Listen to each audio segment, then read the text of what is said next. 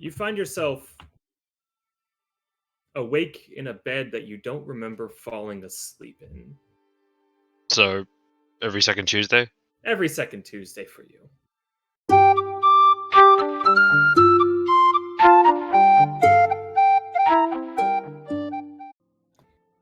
And before we awake, another one of our players is treated to an interesting encounter in the evening. Mr. Ponix, Oh god. you find yourself awake in a bed that you don't remember falling asleep in. So, every second Tuesday? Every second Tuesday for you. But this one, unlike most of your Tuesday haunts, happens to be quite spectacular, more than usual.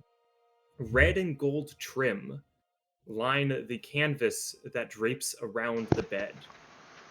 The drapery almost seems to look like kind of fire, golden petals rising from the sides of the bed. It is extraordinarily comfortable. So every third Wednesday, then. No, that still sounds like the second Tuesdays. Oh, okay. The air, as you kind of take a breath in, is strangely moist. You are alone. That sounds like every third Wednesday now. I have a look around. Sure thing. As you extract yourself from the fine folds of the bed, you find yourself in a well-decorated room. A screen door sits on the other side. What looks like moonlight almost streams through, lighting the room. It almost has a golden glow to it, though. Tapestries adorn your wall, fine pieces of art from various centuries. A common theme is a red wood that is used to make various chests, furniture around the room. I look for vents. Oddly enough, no vents. You hear the sound of running water from the room beyond. Do I see my cat anywhere? Fifi is not present. I make Fifi.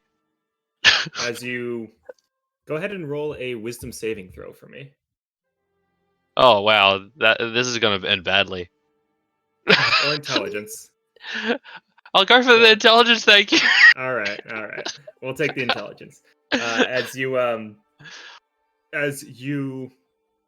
start to piece together, you start to picture your feline question mark companion, Fifi, and you hear a faint, and then there, sitting in your outstretched arm, perched on it, is Fifi. Well, aren't you a smart, weird girl? Okay. With my trusty cannon on my side, I will investigate the next room. Sure thing. As you slide the screen door open, what awaits you is a magnificent view. A city cloaked in darkness, lit by a golden moon. A pool with steaming water lays before you.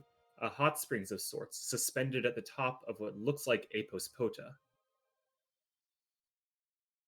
You have a good idea of where you might be now. The top floor of the gambling hall and bathhouse of the Forte spoke. You see another figure in the pool, staring up at you. She stares up with kind of a grin on her face, a slight smile, kind of a cocksure attitude, and says, "Well, well, well. You've certainly been busy. Haven't thought to call, Mr. Ponix?" Sitting in the tub opposite of you is your contact, previously known as V, the mistress of the bathhouse. I thought I got her a message at some point. She gave you a scroll of sending, but I don't know if you've sent her anything. I remember I said that I somehow getting her informed about something before we left on the ship. That's correct, and it's been about a week and a half. Oh, okay. Well, I didn't know Yeah. that part. Yeah. Oh, well, I remember It was that a week part. of travel in the ship. Well, it's not like I've really been on my own. At least after things had happened. I suppose. No one likes talking to themselves. Awfully annoying. Did you know I And tried to call you yesterday? But I couldn't find you. It was quite irritating. Where do you find yourself these days, Mr. Ponix? wherever I am. Oh, don't be coy. No, literally, I actually don't remember where I am. Where am I? You are in the town of Barbados within the elemental plane of air. I tell her that. Sure. She says, "Ah, now that explains it. Thankfully, something as simple as dimensions don't have much meaning for me. Come, relax. You look awfully tense." Well, that's what happens when you wake up in a dream, even a place that you're like, why? Because But I okay, wanted to talk. you talk. Yes. Funny. Okay. Now, what exactly have you lot been doing? The nobility are in a fuss over a stolen ship. Stolen's a bit past what I was told had happened, so if it's stolen, it's not my fault, for once. How did you pull off getting the prod's signature on that? That you'd have to ask our resident weirdo. Sorry, other weirdo. I was about to say which one. Which one? Unfortunately, I'm not so familiar with your comrades. I trusted you to do the work. Well, this one's definitely got a silver tongue. Hmm. Well, I would hope it's a silver tongue and not something else, because that would get a bit, questionable.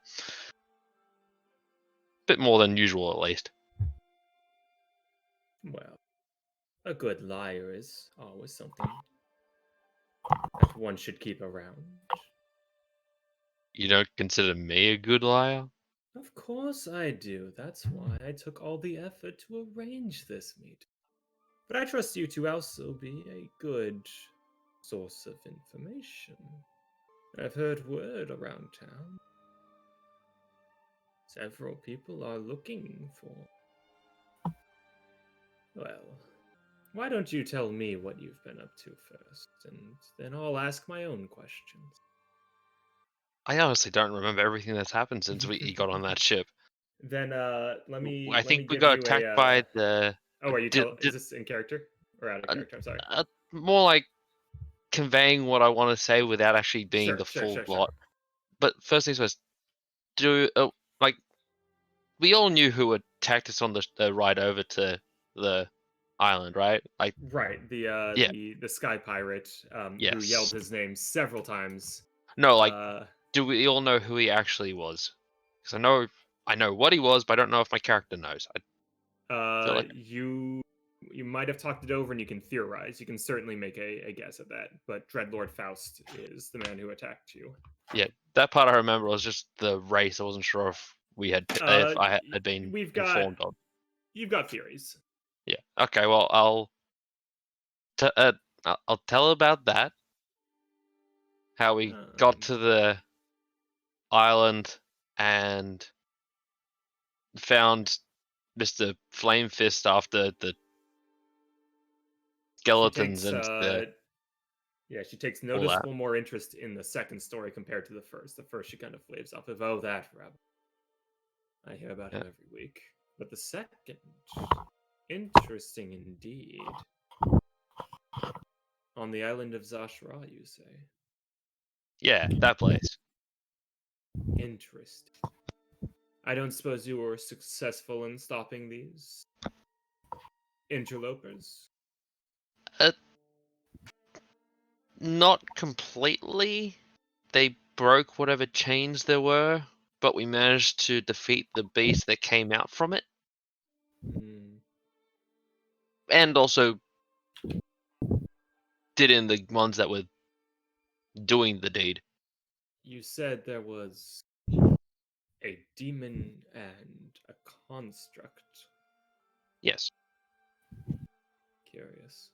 It's been some time since Apospota has had trouble with the Warforged. They've more or less perfected the art of keeping them docile.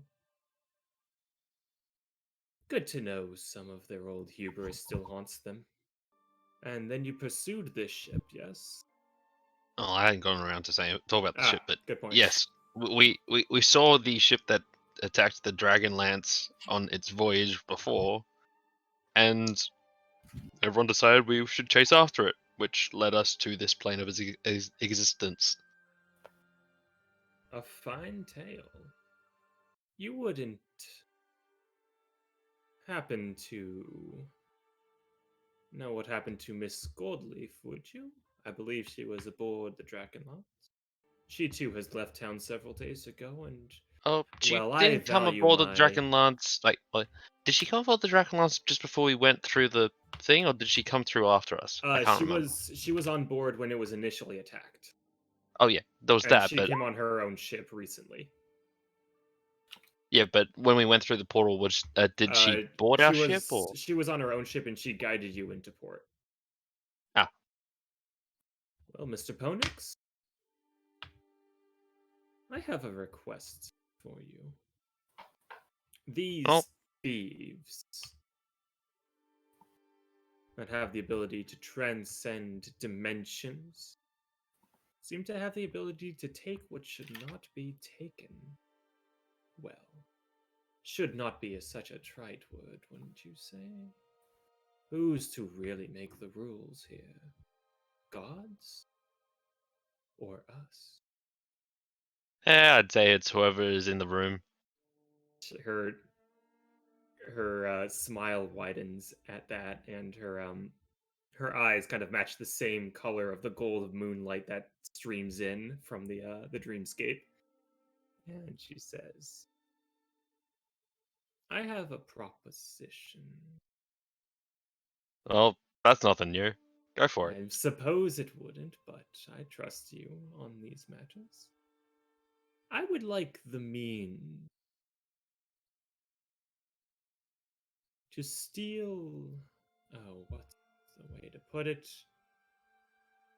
A word. Words have power, you know. I feel like this is gonna go somewhere where it's gonna get really, really dicey for me. But that's why I pay you so well. You do this, and all of this could be made more real than it is now. I'd grant you a seat right here, upon the spoke, in the great house. Or whatever other favors you want. I have many, many people that I can call in favors from. I'm not asking you to take anything, well, for yourself. I just want the knowledge on how this is done. Consider it an academic pursuit. Fine, I'll see what I can do, but if it doesn't lead to where you like, you still owe me. Of course, of course. The details you've already provided will prove immensely useful in the coming days. Now, and she kind of stands up from the bath, and the steam almost kind of wraps around her as she starts to descend, or she starts to exit. Says, Tease. keep in touch, as she kind of lightly strokes under your chin, and she walks through the same door that you seem to came out of back to the bedroom. And as you try and follow her, the steam begins to rise more and more, and then it's just kind of a pure white. I call out before anything else happens, says, you are a tease. And as you wake, you kind of hear the echoes of that laugh. And you wake up. Well, Back that's just not in cool. Barbados. Hey, thanks for watching, everybody. If you want to continue on to the next episode, go ahead and press the top card. If you want to watch us play in a completely different campaign, go ahead and press the bottom card. And please remember to subscribe.